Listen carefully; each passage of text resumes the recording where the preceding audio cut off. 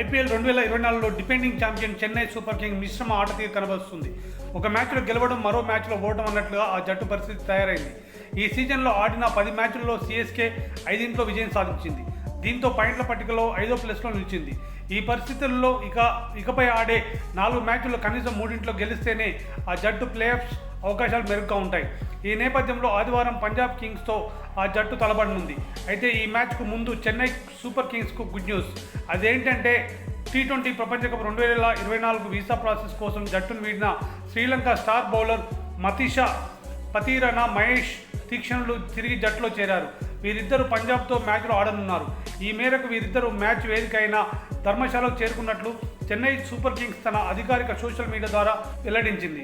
వాస్తవానికి April 28న match తర్వాత సీఎస్కేకు 5 బౌలర్లు దూరమయ్యారు. జాతీయ జట్టుకు ఆడేందుకు గాను ముస్తాఫిజుర్ రెహమాన్ గాయంతో దీపక్ చహార్లు ఈ టోర్నీకి మొత్తానికి దూరమయ్యారు. తుషార్ దేశ్పాండేకు జ్వరం రావడంతో అతడు కూడా ప్రస్తుతం జట్టుకు అందుబాటులో లేడు. వీసా ప్రాసెస్ కోసం మతీష పతిరానా, మహేష్ తీక్షణలు సైతం జట్టును వీడడంతో ఆ జట్టు ఫ్యాన్స్ కంగారు పడ్డారు. కానీ వీరిద్దరు తిరిగి జట్టులో చేరడంతో ఊపిరి పీల్చుకున్నారు. ఆదివారం జరిగే మ్యాచ్లో పంజాబ్ను ఓడించి ప్లేఆఫ్స్ అవకాశాలను మెరుగుపరుచుకోవాలని సీఎస్కే భావిస్తుంది. మధ్యాహ్నం 3:30 గంటలకు మ్యాచ్ ప్రారంభం కానుంది.